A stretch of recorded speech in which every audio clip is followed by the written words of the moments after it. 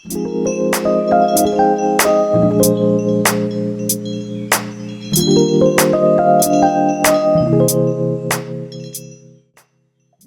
kita sapa-sapa dulu kali ya. Selamat malam Kak Farah. Halo, selamat malam Rian dan teman-teman yang lainnya. Iya, selamat datang ya Kak di acara Bisik, bincang-bincang asik. Di malam kali ini kita bertemu dengan narasumber yang mumpuni. Di tengah-tengah kita udah hadir Kak Farah. Gimana kabarnya Kak? Alhamdulillah baik. Teman-teman gimana nih? Ini buat bentar lagi mau UAS UTS ya? Iya, bahkan udah UAS sih. Pengen masuk semester baru. Luck ya teman-teman, semoga nilainya bagus. Berhubung udah lewat UASnya, kita tinggal berdoa aja deh. Hasilnya mengikuti, semoga.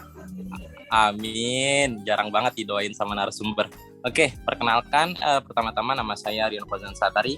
Kita masuk ke dalam acara Bisik, bincang-bincang asik. Pada malam ini kita akan membahas tentang kesehatan mental kerja dengan narasumber Kak Farah. Sekarang sedang sibuk apa ya Kak? Ya, kebetulan aku kesibukannya saat ini sedang bekerja sebagai Business Development Officer di salah satu perusahaan HR agency multinasional. Nah, selain itu juga aku saat ini sedang jadi volunteer atau sukarelawan di salah satu platform kesehatan mental di Indonesia. Seperti itu, sebagai staf konseling dan pengembangan. Wow, kita berarti nggak salah ngundang nih bintang tamu yang spesial kali ini. Kak Farah, berbicara tentang kesehatan mental, menurut Kak Farah sendiri kesehatan mental itu seperti apa sih? Oke, kalau misalnya kita bahas berdasarkan definisi yang official nih ya, pasti mental health itu udah termasuk dengan kesehatan atau kesejahteraan emosional, psychological, dan juga sosial. Nah, tapi kalau misalnya kita bahas dari bahasa santainya adalah kesehatan mental itu di mana kita sedang merasa aman, merasa baik-baik saja, baik itu dari segi emosi, dari segi psikis maupun secara sosial, seperti itu. Oke, jadi ada banyak aspek ya dalam kesehatan mental ini, apalagi di dunia kerja cukup banyak faktor-faktor yang mungkin bisa menyebabkan berkurangnya atau meningkatnya kesehatan mental pada diri karyawan terutama. Kalau dalam dunia kerja Kak, kita terlepas dari dunia psikologis ya, karena kalau dari psikologis terlalu menjurus banget ini tentang kesehatan mental. Seberapa penting sih Kak kesehatan mental di dunia kerja tuh bagi seorang karyawan? Oke, kalau kesehatan mental itu menurutku ya, apalagi di dunia kerja itu penting banget, bukan cuma di dunia kerja tapi di setiap aspek kehidupan kita itu penting kita untuk memperhatikan mental health, baik itu pekerjaan. Nah, ini misalnya kita bicara pekerjaan, kita itu dalam bekerja itu otomatis yang kita cari adalah produktivitas kan. Nah, dalam mencari produktivitas ini kita harus berada di dalam mental state yang juga baik-baik saja, kayak yang tadi aku bilang. Nah, makanya hal mental health ini sangat penting untuk kita sebagai karyawan, seperti itu. Oke,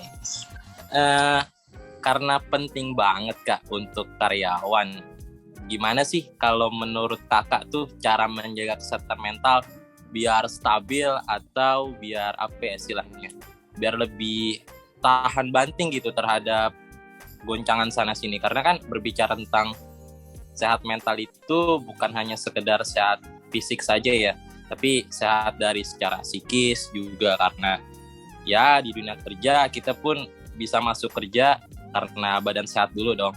Juga ketika kita ingin mencapai produktivitas, otomatis pikiran harus terbebas dulu nih dari hal-hal di luar kerja. Contohnya seperti hal-hal keluarga ataupun tentang dirinya sendiri. Menurut Kakak sendiri itu gimana ya cara menjaganya? Oke, ini hal yang menarik nih. Bagaimana cara menjaga kesehatan mental kita agar kita bisa lebih produktif di kerjaan kita gitu ya, Rian ya? Ya. Nah, yang bikin menarik itu adalah ini sebenarnya agak tricky ya. Pasti teman-teman juga udah pernah dengar sih work-life balance. Nah, work-life balance itu adalah state atau kondisi di mana kita itu bisa menyeimbangkan kehidupan personal kita dengan kehidupan pekerjaan kita gitu. Walaupun ada beberapa expert yang bilang kayaknya itu impossible deh, nggak mungkin deh itu bisa balance, nggak mungkin. Nah, kalau dari pendapatku sendiri, ya mungkin nggak mungkin sih, tapi yang unik adalah kalau mungkin di saat kita nggak balance, itu bisa jadi saling mendukung satu sama lain. Misalnya ketika kita di kerjaan, kita lagi kerja nih, lagi WFO misalnya, yang kita pikirin tuh rumah gitu. Nah, siapa tahu pemikiran-pemikiran tentang rumah ini justru bisa jadi motivasi kita untuk bekerja lebih keras lagi dan bisa lebih produktif lagi. Karena kita motivasinya, oh aku ingat keluarga di rumah, aku ingat adik, ingat kakak, kayak gitu. Itu bisa jadi hal yang menarik juga ya. Tapi ada saatnya juga kita harus punya boundaries di mana boundaries di mana kita itu harus menetapkan hari di mana kita benar-benar istirahat dan tidak diganggu sama pekerjaan, dan itu adalah hak baik itu kita sebagai mahasiswa ataupun sebagai karyawan, itu hak kita. Kayak gitu sih boundaries intinya. Berarti menyeimbangkan ya antara kesibukan kerja juga dengan kesibukan untuk memperbaiki diri atau istilahnya dalam psikologi itu healing ya. Tadi kakak juga sempat menyinggung soal keluarga. Jadi kan kita harus bisa berpikir positif nih, gimana caranya biar kita bisa lebih produktif atau ada suatu hal yang bisa memotivasi kita. Nah, cara menumbuhkan atau kira-kira menyeimbangkan pikiran positif itu seperti apa sih Kak? Apakah penting banget? Atau perlu sekedar rasional aja bahwa hidup ini kan tidak terlepas dari kata stres gitu kan? Gimana menurut Kakak? Oke, kalau kita ngobrolin tentang pemikiran positif, ya penting banget. Karena sumber dari hampir seluruh penyakit-penyakit mental itu atau mental illness itu adalah dari pemikiran negatif. Kayak contohnya kita ngomongin depresi. Depresi itu terjadi karena si individu ini melakukan ruminasi atau mereka berpikir secara negatif secara terus-menerus dari 6 bulan gitu ya, 6 bulan lebih seperti itu. Nah, itulah pentingnya kita untuk menjaga pikiran kita tetap positif. Tapi bukan berarti kita harus positif setiap saat gitu. Nggak apa-apa. Sometimes kita mikir kayak aduh berat banget nih kayaknya hidupku, ada di kantor lagi ada masalah, lagi dibully atau lagi dibully sama target. Itu nggak apa-apa banget. Kita stop sebentar, kita nyatakan ke diri kita sendiri kalau misalnya aku sedang merasa marah karena bla bla bla, aku sedang merasa sedih karena bla bla, karena aku merasa capek karena apa. Penting untuk stop. Kita nggak harus positif terus gitu, tapi sometimes positif itu perlu, apalagi kita di posisi di depan orang lain gitu ya, di depan tim di kantor, atau misalnya kita udah jadi leader, itu kita harus bisa juga mengangkat semangat teman-teman dari tim kita kayak gitu. Iya. Menarik banget sih tadi kata kakak, perlu berarti ya memanajemen diri sendiri sebelum kita memanajemen orang lain, karena bukan hanya emosi-emosi positif aja yang bisa kita lampiasin, tapi emosi negatif juga perlu banget untuk bisa menjaga keseimbangan work-life balance tadi ya Kak. Kalau kakak sendiri nih, pernah nggak sih ngerasain stres atau burnout yang sekiranya tuh kalau kita lihat Google ya, burnout itu stres yang berat gitu yang cukup dialami seseorang di dalam dunia kerja ya pastinya. Kalau kakak sendiri gimana tuh? Oke, kita jujur-jujuran aja ya. Ya, emang mesti terbuka Kak. Pasti pernah lah gitu. Dan ketika aku burnout itu tadi sih pentingnya membangun relasi dengan teman setim ataupun dengan teman-teman lain lah gitu ya. Itu aku cerita gitu sama mereka, aku kayaknya lagi ngerasa ABCDFG gitu. Kenapa ya kira-kira? Terus mereka kayak, oh mungkin karena ABCDFG gitu. Bukan sepenuhnya salah kita kok gitu. Nah, itu salah satu kata-kata yang sering diucapkan di tim aku. Kalau misalnya lagi ada yang ngedown, kita lihat dulu nih masalahnya tuh kayak apa. Kalau masalahnya ternyata nggak bisa kita kontrol, ya udah kita lepasin, kita move on.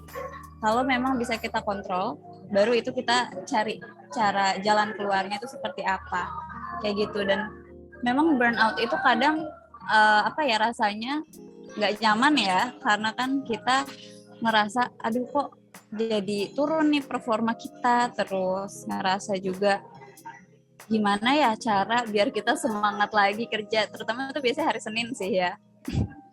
Habis weekend 2 hari terus tiba-tiba kerja lagi gitu, kaget dikit gitu, terus nanti lama-lama kebangun lagi semangatnya kayak gitu.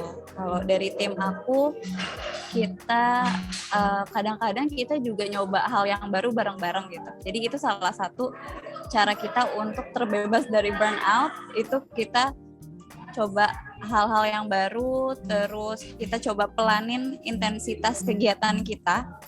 Jadi kita pelan-pelan, oh kayaknya yang ini bisa dilakuin besok deh, oh yang ini bisa dilakuin nanti deh. Jadi satu persatu dikerjakan pelan-pelan kayak gitu. Walaupun mungkin kita juga harus bisa menetapkan skala prioritas ya, yang mana yang prioritasnya tinggi, yang mana yang medium, yang mana yang rendah gitu. Jadi kita harus tahu juga, jadi kita bisa menjaga mental health kita, nggak burn out, tapi menjaga juga target tetap tercapai, kayak gitu.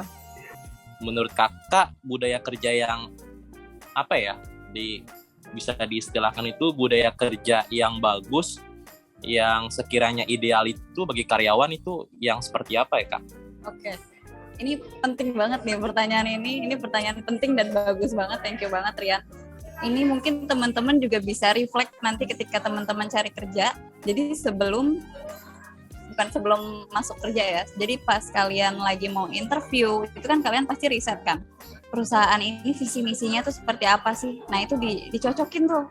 Jadi kita sebagai job seeker bukan asal terima aja, tapi kita mencocokkan diri dengan perusahaan ini. Ya memang berat sih, dan kadang nggak realistis gitu ya kan Yan, kayak betul. Kita lagi BU banget nih, butuh uang, tapi kita nggak boleh asal terima gitu, karena nanti endingnya justru bakal merusak jalur karir kita gitu. Kalau misalnya ternyata nih teman-teman udah masuk nih BU kan, udah keburu masuk, terus ternyata nggak cocok, terus teman-teman resign, padahal baru beberapa bulan. Nanti ketika rekruter selanjutnya ngelihat, ini kenapa nih kok dia bekerjanya cuma beberapa bulan di perusahaan ini, nah itu bakal jadi masalah lagi gitu. Makanya harus benar-benar dicocokin lah. Pinter-pinter menyesuaikan kondisi ya kak, karena balik lagi pekerjaan sekarang susah banget dicapai gitu. Kalau kita mau ambil realistis, baru capek sedikit mungkin bisa resign. Kalau dengan kondisi yang sekarang kan lagi hot banget nih kak, kasus pemerkosaan, kasus seksualitas yang kayaknya kuping kita tuh berasa panas, darah kita mendidih gitu kak dengarnya. Ada nggak sih kak kalau dalam perusahaan itu bagaimana cara menanggapi hal-hal seperti itu, atau kita kan bisa lihat nih kondisi yang sekarang ya, nggak jauh-jauh sih dari KPI yang suka mensensor hal-hal adegan yang bersifat apa ya, sekiranya mengundang hawa nafsu atau mengundang hasrat seksual gitu kak. Pendapat kakak gimana menurut dari kesehatan mental itu? Menarik ini. Rian tadi ngomongin tentang mensensor. Ternyata dia mensensor hal-hal negatif tentang dirinya sendiri juga gitu. Iya, bertolak belakang. Lucu ya? Iya, lucu banget. Iya kan. Makanya kayak ini berat sih ya, kalau tentang kasus, apalagi tadi Rian juga sempat mention tentang kasus pelecehan seksual, dan itu sering terjadi di bidang, di pekerjaan gitu, di kantor tuh sering terjadi sebenarnya, apalagi dulu waktu masih WFO gitu. Dan aku juga pernah dengar beberapa kali cerita dari teman-teman aku tentang hal ini, maupun juga yang bullying ya. Nah, ini memang agak susah ya, apalagi kalau kita bicara tentang pelecehan seksual. ataupun misalnya bullying, apalagi kalau yang bullying ini atasan kita nggak bisa apa-apa dong gitu. Tapi sebenarnya kalau teman-teman mau kulik-kulik lagi, baik itu di undang-undang ketenagakerjaan ataupun di kontrak masing-masing dari karyawan, itu biasanya ada pasal di mana kita itu bisa whistleblower, di mana kita bisa ngomong ke HR, tim HR-nya, dan kita ngasih tahu kayak ada perlakuan ini nih dan menurut kita itu nggak profesional kayak gitu. Nah, tapi kita di sini harus kuat-kuatan juga karena zaman sekarang nggak bakalan ditindaklanjuti kalau nggak viral. Itu Betul. Udah pasti banget ya. Jadi kayak kadang harus capek juga ya, masa harus diviralin, kan ini masalah personal gitu, apalagi harus nge-spill nama perusahaannya kayak yang tadi disebut gitu, kan itu nggak enak ya. Mungkin sebagai penutup ya Kak, ada closing statement dari Kak Farah sendiri.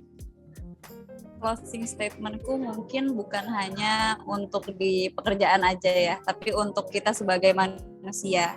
Jadi kita harus bisa untuk memperlakukan orang lain sebagaimana kita mau diperlakukan gitu. Walaupun dia di atas kita atau walaupun dia di bawah kita, tetap perlakukan mereka seperti kita mau diperlakukan. Dan kita juga harus punya empati ke orang lain. Kita nggak tahu orang ini di rumah lagi ngerasa kayak gimana. Kita nggak bisa asal marah-marahin dia aja karena kinerjanya jelek. Justru kita harus ngerangkul mereka, kita tanya masalahnya ada apa, terus kita sediakan solusi kalau memang mereka perlu solusi. Seperti itu. Baik, menarik banget.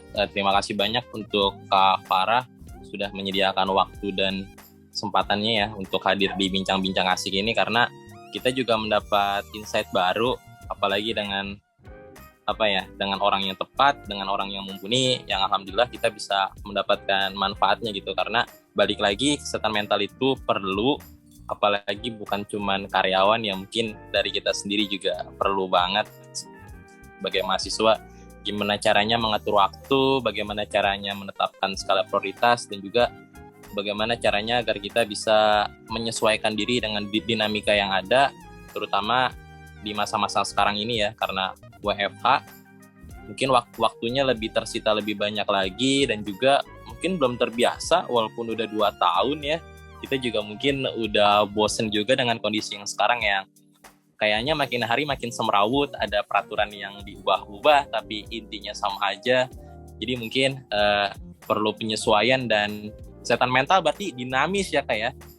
Gak cuman sekali 2 kali kita bisa berhasil, tapi gimana caranya agar bisa konsisten dan juga bisa menjaganya agar bisa tetap stabil dan menyeimbangkan diri kita sendiri dengan kondisi yang ada pada saat ini. Terima kasih banyak Kak Farah udah bersedia hadir di tengah-tengah kita. Iya. Oke, baik teman-teman. Mungkin itu saja untuk obrolan kita pada kali ini dengan Kak Farah. Terima kasih untuk perhatiannya. Ya, selamat malam. Bisik-bisik, bincang-bincang asik.